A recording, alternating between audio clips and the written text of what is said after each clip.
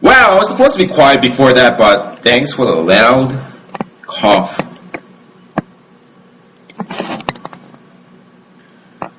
Alright, I'm just going to assume that the stream's back on. So, ladies and gentlemen, today is November 25th, 2011. This is Brood War Weekly number 3. Because I was too lazy to gather news, and then there were too many things happening at the same time last week, so I didn't do it. And yesterday was Thanksgiving, so I am fat. S&M is fat. Anyways, let's go right. Anyways, for today's Brood War Weekly, I'm not going to do any old casting because I don't know how the time is going to work out, and I don't think it's a good idea to actually cast right before Pro League starts. But right before Pro League starts, we have Brood War Weekly, an hour to spend, just an hour to waste watching some Korean kid talking random shit about Brood War. Anyways, going right into the results from the last week, we have Alternate Nation Weeks, week number 3. Poland beats Hungary 4-2. Russia beats Eastern Europe 4-2. Also, Germany beats Nordic 5-1. USA beats Canada 4-3 in an ace match. USA, go USA, only because I'm from the United States and there is no Korean team out there. But the problem is Asia Pacific gets a walkover over Central Europe.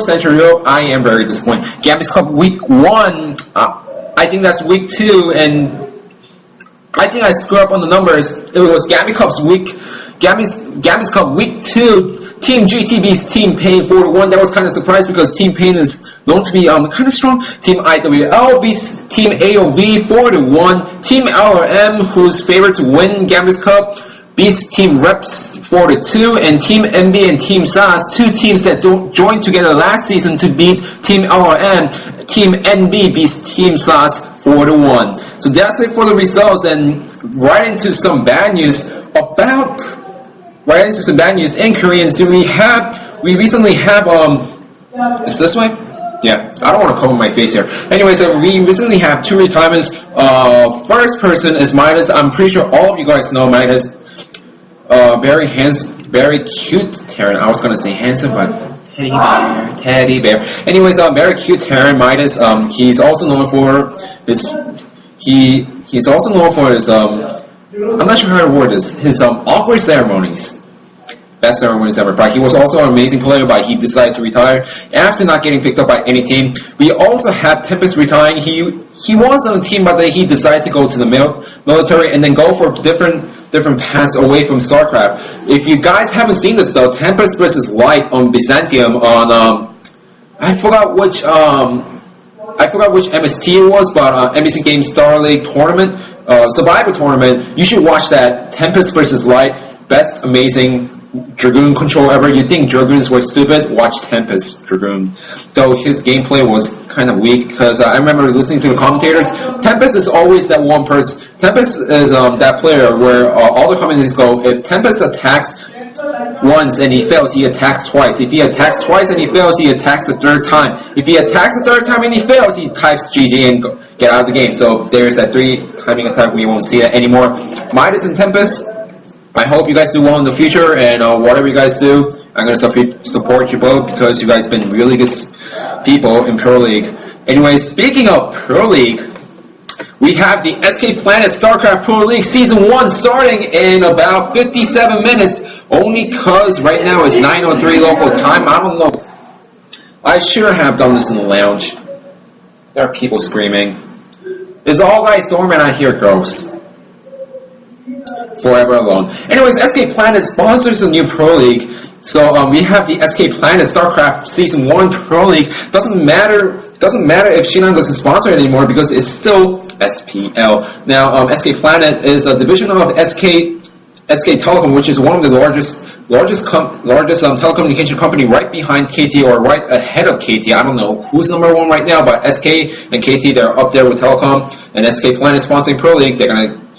It's a very huge news, especially since we didn't have any sponsorship news after Pro League got announced. Speaking of which, that's going to be it for the news because I don't have that many things to say about the news because, Pro League starting, few people retiring, but the, rest of the stuff, it's all about the format. So, rest of the stuff that I'm going to talk about the Pro League is going to be in the discussion today, and discussion today is going to be about the new Pro League about the new Pro League format, the new season. So if you guys have any rebuttals or anything, just start talking on the chat right away. I'm gonna talk about your views. I'm gonna discuss your views. I'm gonna do whatever because I wanted people to actually interact in this section, but no one actually sent me a private message on Team Liquid, so I don't have anyone available on Skype right now to talk with. Screw you all. Anyways, discussion of Pro League format. Okay, so here we go. Pro League, the new Pro League season is only going to have best of 5. Actually, let's go with the number of days first. We have the Saturday match, Sunday match, Tuesday match, and Wednesday match, which is a really large, which is really sized down from 2009-2010 league, and even from 2010-2011 league. Now that was on. Now we can only do that right now because we have NBC Game shutting down, and it has been named official earlier today. So NBC Game is going to shut down, and it's going to be a music channel. But we're gonna have only 4 days for Pro League. But luckily, OnGameNet actually decided to do 2 matches on Saturday and Sunday, so we're gonna have 6 matches per week. Still not as much as 10 games per week, but that's still better than nothing at the moment. And we're gonna have 2 games per day on Saturday and Sunday. So the thing is that the problem that I thought first was the number of casters that are available because they could only cast for so long. I mean, 3 casters commentating on like about 5 to 7 matches, that's pretty long for itself. I mean, even in 2009-2010 season, and then for the Saturday and Sunday league, some casters actually have to cast double matches, which means they might be casting up to 10 matches per day. Now they've been only casting Pro League, so they don't. Most of them have been only casting Pro League, so they don't have those like the OSL casting experience or the MSL casting experience where they might cast up to like 12 matches per day, or the Effort rematch fiasco where they went up to 13 games, including a PP from Effort, but Effort really needed that PP to win the OSL that season, but they actually did that. I Love KT says, I think they have no choice because NBC closing down and they need maximum exposure of players to no ace. I'm going to go into that a little bit more, but yeah, the number of casters. So I'm actually happy that they actually brought in the NBC Game caster because one game that doesn't have that many casters, especially with Kingdom going to the military now. Raw's still at the military, so they don't have that many casters. So they really needed someone over from NBC Game, and they actually picked one of the two of the best casters available for NBC Game. The problem is that they only picked the casters, they only picked the commentators, not the casters, because they needed commentators. OnGameNet already has 3 commentators, so they only need 3 casters. Huge screw up after eating lots of turkey and chicken last night. It's called Thanksgiving.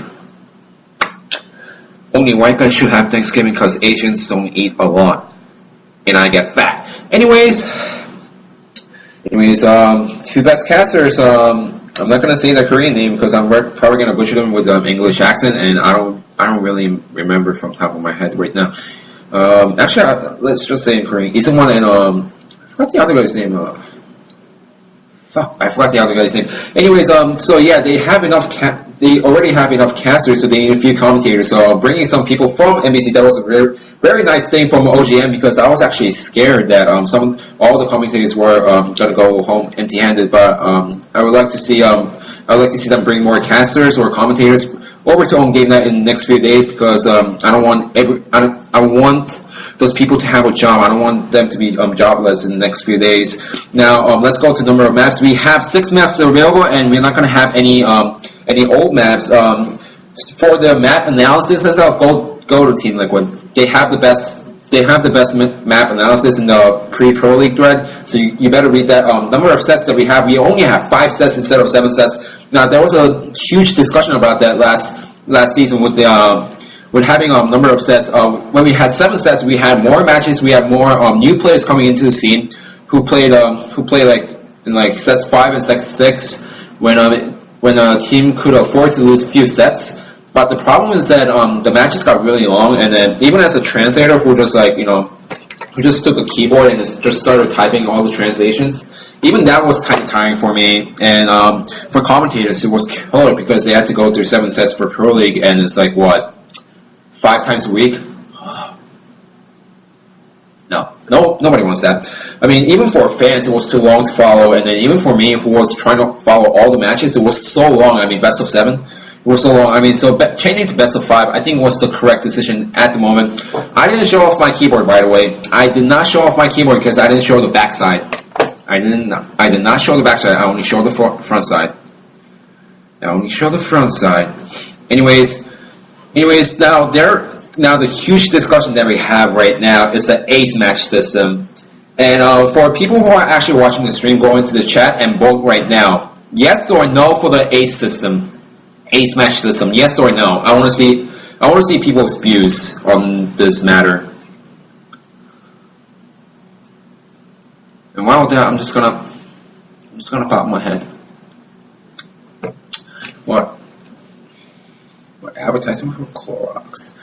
All right, so we have shown the backside of the keyboard, please. Not yet. Ace match system is the best of 7 ace. They nerfed KT with these roles. Best of 7, no ace, bad decision. I want to see anyone. I want to see anyone. Ace always good. My heart says no. My brain says yes. I'm actually quite opposite to the idea at the moment. My brain says no, but my heart says yes. I would like to actually hear more from you, I Love KT, but my reasoning is that my brain says no to the ace match system because I really want to see other players coming into the scene at the moment, especially with going back to the best of 5. I remember only top 3 to 4 players actually got a chance to play, and then for those people who did not get a chance to play, they played against ace, and that wasn't really a good idea. Like, I remember Boxer playing against ace, but that's because he was behind everyone else, and then they let Boxer play against ace, and then some of the weaker teams. But return of the best of 5 means that only the top players will get to play, especially with the ace match system, which means that they will only have 4 unique players per match unless they use a different person for the ace system. My heart says yes, though, because ace match is the reason why the games get really thrilling at the end, because you're like, oh, now it's back to square one, different map, it's back to square one. You don't know who they're going to send out. You know, there's no prediction on which player is going to come out because it's all fresh. I mean, it's like Jaedong won in step 1 doesn't mean that he's going to get banned from coming back from step 5 to save his team. I mean, I really love the ace match system, especially with the NBC game, because you have the amazing screen. Let me explain with the tissue. Let me explain with the tissues. Okay, and a spoon. Okay, I don't know whose spoon this is, but it's like this. Okay, so NBC Game Studios, you have like, you know, 1 player here, second player here, but it's behind the projection screen, and it's like they have a light in the back. Yeah, it's like when second 7, it's like, oh my god, who will they pick? It's like, you know, and the players get revealed. Oh my god, I was actually there, actually saw the players come out, and it was so epic. Rest in peace on Game Net. I mean, rest in peace. Rest in peace, NBC Game. Oh my god, so many brain screw-ups. But that was the reason why I really love Ace Match for a long time. And with the Ace Match gone, you know, my heart says there should be an Ace Match because that was the heart of Pro League. That was the excitement of Pro League at the end, especially with the scores tied up. But my brain says no because we need to. Brood War really needs to cycle through new players into the scene every single time, because without the new players coming into the scene, they're not going to have that much Brood War, and everyone's going to switch to StarCraft 2. I mean, even Ahaya, who just retired on a stream, said if you're a new player going for the pro scene, you should go for StarCraft 2 because Brood War is dying anyways, and they're not going to really use the new players into the scene at the moment, especially with like Flash Jaedong, Bisu. Not Stork. Stork really needs to come back. I love KT. The only reason why I accepted is that they, Caspar or OJN or whoever is Caspar. Caspar sets the rules. Just getting out there, Caspar sets the rules for Pro League. Caspar sets all the schedule and stuff. So it's with Caspar, OJN just broadcast the game. So you know, it's like, you know, having like, you know, ABC cast like NFL match, but the rules are set out by NFL, not by OGN. The only reason why I accept it is that they have no choice with only one broadcaster, so best of 5, and at the same time they want maximum possible exposure for all players. Yes, they really want to expose all the players out there, especially with the rising of the new stars. I'm really not sold on the new stars from the last season unless they really perform